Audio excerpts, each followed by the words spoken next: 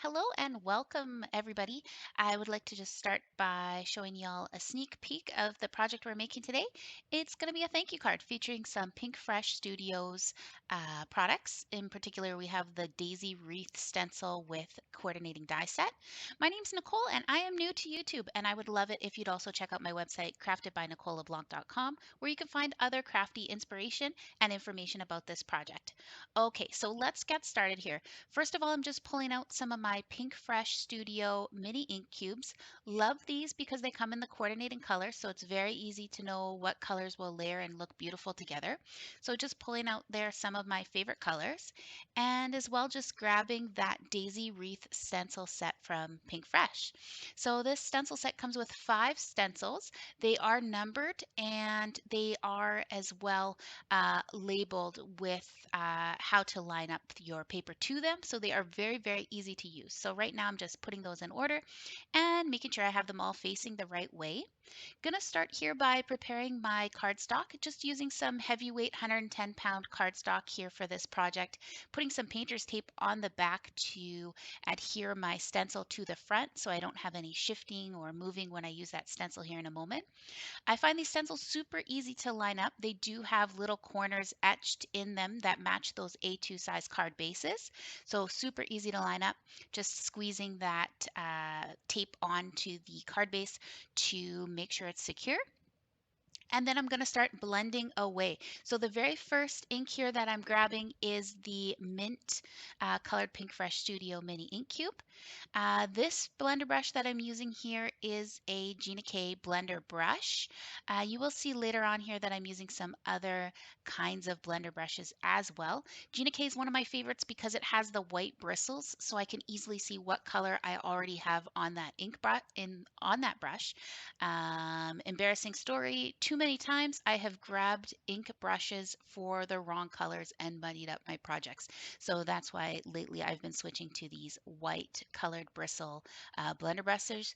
Just a little bit easier to use and more foolproof in my clumsiness, really. So blending on that color in a circular motion doesn't have to be perfect. I find these stencils to be pretty forgiving. And as well, I also find that leaving a little bit of variation in that stencil just adds a little interest, to that final project. So peeling off stencil number 1, looking good. Well, actually doesn't look that exciting here so far, but I promise it will get better. So now we're layering on stencil number 2 from that same die set. And you can see there that I just leave that tape right on the back of my panels so that they're easy to secure. So I'm going to speed things up here because the blending is a little bit boring to watch.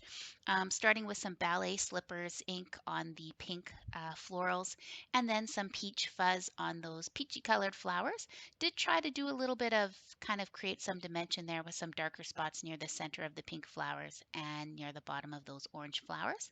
Peeling off that second stencil and adding in the third stencil. This one just adds detail to those floral images. So to the pink flowers, we're adding some sparkling rose ink. And then to to the peachy colored flowers, adding some apricot ink. You can see here that now I'm using some Catherine Pooler blender brushes as well, also with the white bristles. Also love them. They give beautiful blending. Moving on to stencil number 4, just filling in the middle of those florals with some apricot ink. Didn't like how bright that was looking, so just dabbed on a little bit of dough ink to tone the centers down a little bit. And moving on to the last and final stencil, stenciling in some meadow ink from Pinkfresh Studio. Put a little bit of a heavy hand on this one applying it. But it's a beautiful, beautiful, beautiful color, and I really like the result here that we get when we peel off this final layer. Just gorgeous. So now I'm adhering the coordinating die with some painter's tape, getting that ready to run through my die cutting machine. Just going to set that aside while I prepare all my die cuts to kind of send through as many as possible to save me time. So here I have an A2 card front size here, cut out of some Navy Hero Arts nautical cardstock. Just securing that to the back of a Pinkfresh Studio Stitches background die to add some texture. And then for the sentiment today, going to use some gold foiled cardstock and a thank you die from the Pinkfresh Essentials Classic Word Set. I love the classic word set. So many awesome sentiments in there. And I don't know what it is, but when you cut these sentiments out of the foil cardstock, man, they look so good.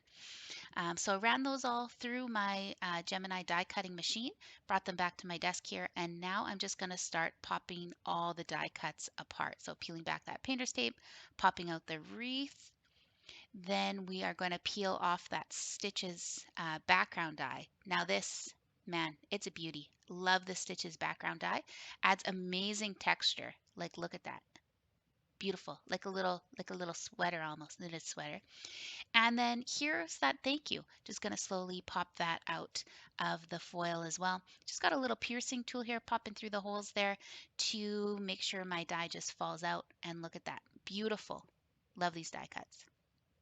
So off screen here, I'm going to do a little bit more die cutting, cut out a bunch of those thank you dies, as well as a bunch of wreaths as well, just using some plain white cardstock, and also cut out the coordinating thank you shadow layer using that Pinkfresh classic word dies as well. So now I'm just stacking up my die cuts. I like to use liquid adhesive for this using some Tomo Mono Multi Liquid Glue. I find that the easiest to wiggle around these die cuts just so that you get perfect placement. So for the sentiments for these wreaths, I used 3 layers of white cardstock with the colored wreath on top, and then 3 layers of white cardstock with the thank you foil on top.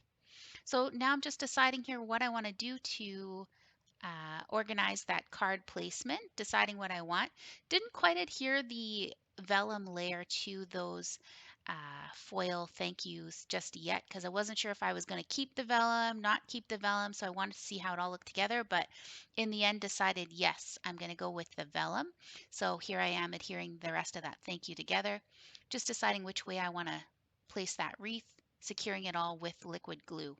To finish things off here, just adhering some tiny hearts that I foil die cut out of some foil cardstock, um, and deciding where exactly to put those here and there, kind of sprinkling them around the card so that I will move from top left to bottom right across this card.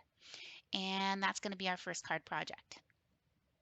Made this card a buddy here, a related buddy here. The only difference I did on this one is to that stitches layer, I trimmed that down using some Waffle Flowers A2 layering dies. Love those layering dies for the perfect rectangle.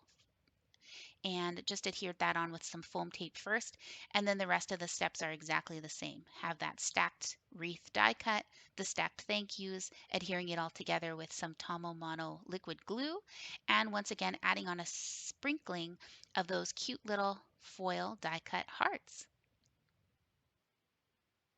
So gonna just add on those last couple of hearts here, and then we are finished. I'd like to say thank you so much for checking out my card project today. This is my very first video on YouTube, so it's very exciting for me. I'd love it if you'd subscribe to my channel and hit the notifications to be notified of any upcoming videos.